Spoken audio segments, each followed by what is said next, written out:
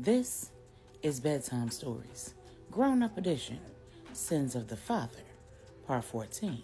When we left off, it was pretty clear that Mrs. Catherine Montclair St. James was much, much more than just the wife of the kingpin. She was truly the matriarch of her branch of the St. James family tree, the glue that was holding their criminal organization together, a long-suffering strategizer who knew how to play the long game and a gangster in her own right. And it appears that just like her husband, she was also having her cake and ice cream too. After the reading of Nigel's will and the viewing of the video that he left for his friends and family, pandemonium broke out. While those in the family who were a part of the life were focused on the part of the video where Nigel requested that Catherine assume his seat at the table, the rest of the attendees were focused on the commotion being caused by Nigel's triplet daughters. Simone had made a comment that caught several people's attention, including Catherine's. She said, "Sounds to me like both the husband and the wife were getting around." To which Catherine replied, "Little girl, I left that to your father and your mother. I prefer my chakras aligned and my pH balanced." Then she turned back to the commotion over whether she would take Nigel's seat. And when Stephanie had had enough of Star eye-screwing Wood, she said, excuse me, what's your name again? You gonna have to find something else to do with your eyeballs. 'Cause if you look over here one more time, I'ma permanently cross them." And Star said, "My name is Star. And is that your man or is that your man? 'Cause you can't be checking for both of them." To which Stephanie replied, "Ain't a man standing over here in your age range, in your income bracket, on your level, or available. Now turn your head before I snap your neck." And just as Star said, "You not gonna keep threatening me," LJ said, "Oh hell." And Rennie came out of nowhere, hitting Star with a left hook. Star went down like a brick in the pool, and when Simone took a swing at Rennie, she missed by a mile, 'cause Stephanie had already closed the distance, snatched her by her shoulder lift bob, and slammed her into Chantal, just in case she got any bright ideas. And when Sincere thought it was a good idea to intervene, to protect his sisters and keep them from making matters worse, he found himself face to face with Corey and LJ. Neither man said a word, but he knew from the looks on their faces that the same way he didn't play about his sisters, they didn't play about the two women who were handling his sisters. And it appeared that of his three sisters, only Chantal had the sense that God gave a flea. 'Cause while Simone and Star were attempting to defend themselves and failing miserably, Chantal was trying to get the hell out of Dodge. The shenanigans only came to a halt because the Queen Mother stopped her conversation and said, "Everybody out." Confused as hell, Stephanie said, "What?" The Queen Mother said, "You are all excused." And everybody, except the other heads and Catherine, exited stage left without another word. As Amir exited behind the group, the Queen Mother said, "Amir, have Daniel see them to their vehicles. And you, make sure that Nigel's children know what's expected of them." Meanwhile, at the safe house, Stacks had assigned 3 soldiers to constantly watch the surveillance cameras at the cabin where Portia was holding Donovan against his will. The entire property was booby-trapped with devices that go boom. And according to Portia, she was the only one who had the code to disable them. Lorenzo was able to get into Jeff's laptop and give those soldiers access to view the surveillance camera footage because Maribel had attempted to turn Jeff's Audi into an innie. And not wanting to be dismembered, he gave up the information that was necessary. He'd yet to provide the address to the cabin, though. And now that Rennie had arrived back in Miami, it was just a matter of time before she'd be plying her trade and getting whatever they needed out of Jeff. So when Stephanie, Rennie, and the triplets got everybody put out of the St. James estate, True called Stacks and told him to be prepared for their arrival. And he told the soldiers who were manning the computer screen, "Maribel is on her way here. She does not need to see or hear about anything that you've seen on that screen. Unless the boss is asking the questions, you don't have no answers. And in the chauffeured car on the way to the safe house, True's asking, now how exactly did you two get us put the hell out? Stephanie said, that damn Star. I had to get her together, because she was staring at Big Wood like he was a banana split with a cherry on top. She wanted to use her tongue to tie the stem into a knot. Rennie said, that's a good description. I ain't know who she was looking at. I know somebody said one of them twins is a lesbian. I thought she was checking you out, Steph. Stephanie said, no, I think the lesbian is the one whose hair I tried to snatch from the follicles. Rennie said, well, I really didn't know what was going on, to be honest. I was coming back from the bathroom. I heard Stephanie say something about breaking somebody's neck. And then little Miss Mamas started twisting her neck with her hands on her hip, and I flashed out. True said, as much as I appreciate y'all having my back, I think that may have been a little unnecessary and inappropriate. Stephanie said, yeah, that sound good. But if you was standing between Wood and CT, and that broad, any damn broad, was staring at my man like she wanted to put her tonsils to work, I highly doubt that you would have waited for me to come back in the room to see how I wanted to handle it. Rennie said, no, she wouldn't have. Drew said, but what happened to providing fair warning? Giving somebody an opportunity to course correct of their own volition, just at least to keep the peace. Rennie said, says the woman who threw a broad off a yacht. Drew said, no, see, that was different. Stephanie said, and I did give her a warning. I gave her an opportunity to find something else to do with her eyeballs. That's how the whole mess started. Instead of heeding the warning, she got smart at the mouth. And Rennie, you were supposed to aim for her mouth, not her eye. Rennie said, well, my bad.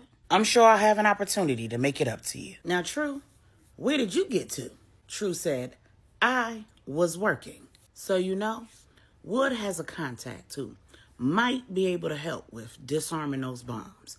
But it's going to take several days. Getting the location out of Jeff is only step one. And from the intel that I received from Stacks, Donovan is in good shape.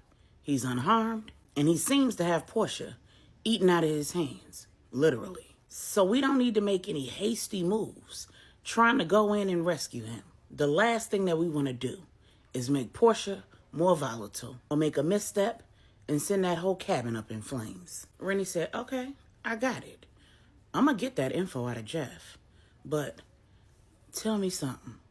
What Donovan and Portia been doing up in there? True said, in a nutshell, talking, sleeping, eating, and screwing their damn brains out. Rennie said, girl, that man is good at what he does. Did she do all of this just to get her some? True said, from what the soldiers overheard, she did all of this to get a baby. Rennie said, oh, then she probably already pregnant. Because I'm pregnant right now, just imagining what he doing to that girl. Stephanie and True just fell out laughing. Rennie said, that nigga not in danger. He in damn heaven. Stephanie said, speaking of heaven, I guess you and Big Wood are back on good terms, huh? True said, girl, no. Until he can provide me with a DNA test and an explanation for why he reacted the way that he did. Rennie said, I thought he told you why he reacted the way that he did. He felt like we all overreacted. We ain't got to agree with him, but I can see where he coming from. True said, well, who damn side are you on? Rennie said, I'm on your side. I'm always on your side. But you got a problem, True. True said, says the woman who set it off in the first place. Rennie said, I always set it off. That's not new. You are upset with this man for caring enough about you to care about what you do. And how what you do impacts the big scheme of things. You off the civilian. And while I still say she should have been concerned about her children, have you even asked where they are or how they're doing? Stephanie said, am I in the damn Twilight Zone? Rennie, what has gotten into you? Rennie said, stop playing. When I go too far, y'all reel me in, right? Stephanie said, we try. Rennie said, okay then. Well, Wood felt like True went too far.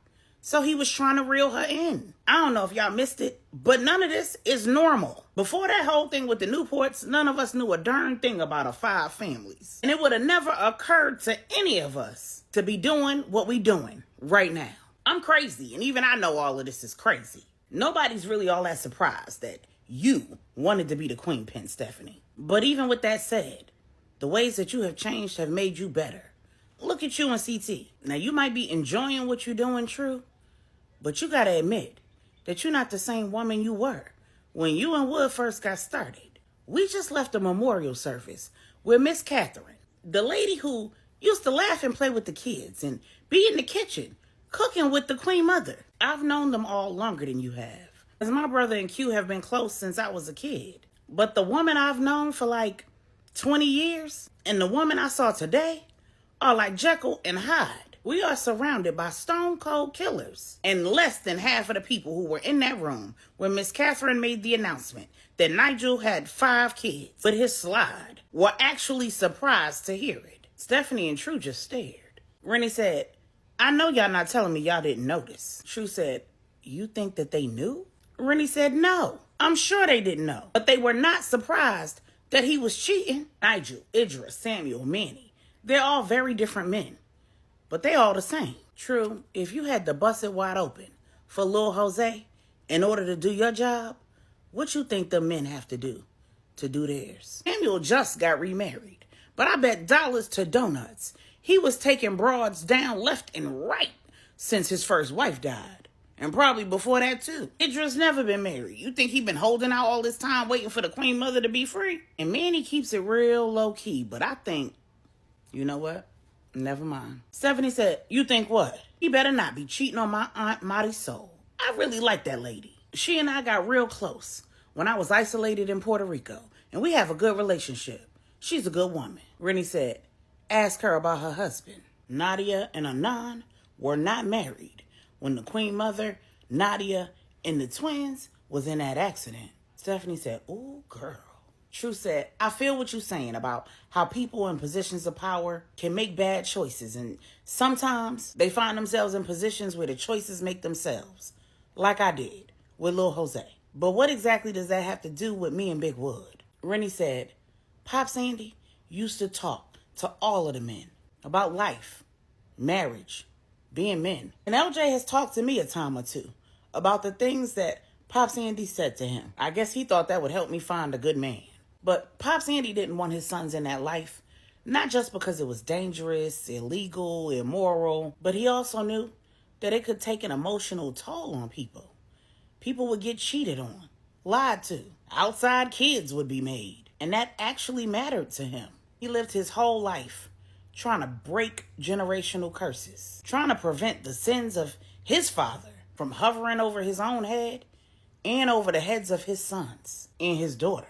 So Big Wood and Corey Stephanie both have valid reasons to be concerned about how y'all new roles are going to affect the women that y'all are. Your man, your fiance, your future husband, and potential father of your babies, which you need to get started on making because you're not no spring chicken, is legitimately concerned about who this life is turning you into. Meanwhile, at the guest house that Catherine had prepared for Q, Angela, LJ, and Regina to share, Regina said, Q, I need your help. I need to get my husband back home and to a doctor. He does not look well, and he's determined to be here to support you and your family at your Uncle Nigel's funeral in a few days. Q said, I'll talk to him. When Q entered the room where LJ was laying in the bed, he said, what's up with you, bro? LJ said, I'm just tired, man. I'm good. Couple hours resting. I'll be back to my old self. Q said, go home, bro. The whole family's here. I'm sure there'll be more WWE bouts before this is all done. You don't need to be here to referee. Go home and spend time with your wife and children. LJ said, but Q said, I insist. Go home in the morning. When he went into the room where Angela was waiting for him, she was pacing the floor. She asked, did you know that your Uncle Nigel was a philanderer? Q said, who didn't know that my Uncle Nigel was a philanderer? She asked, did you know that he had 5 outside children? Q said, that I didn't know. Angela said, all that talking about what real men do and how real men don't cheat. And Q said, that came from my pops. He and my Uncle Nigel were nothing alike. Angela asked, well, what about your Uncle Art? Q said, my Uncle Art, just like my pops, chose to be different men. What you getting at, love? Angela said, So in your estimation, would you say that being the kingpin is part and parcel to how your Aunt Catherine ended up in this uncomfortable, embarrassing position? Q said, I'd say it's a big part of it. Angela said, and that's the job you want? Q said, you know I don't want the job. Angela said, but you're willingly accepting it. Q said, I thought we'd been over this already, love.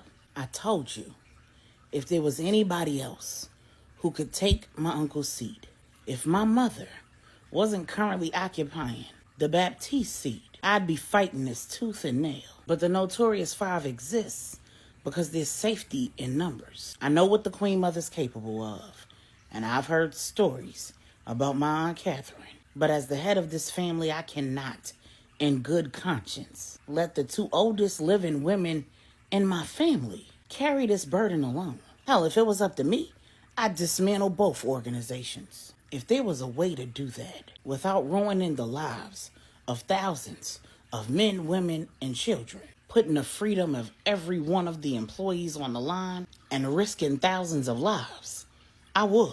All I can do is make the best decisions that I can. Keep you and our children safe. Insulate the people that I love as much as possible. And help all four of these organizations transition to new leadership. Every one of the 3 remaining heads are ready to retire. And if this is done right, and the right people are put in the right positions, their replacements will be in place for at least another 2 decades. Angela said, and that's another thing. I'm just supposed to be okay with my baby sister being at the head of a criminal enterprise? Q said, Corey knows what it is. Angela said, Corey is no longer her husband. Q said, has he told you that? I don't think that he's operating within the bounds of man's law. Angela said, I don't know if I can do this.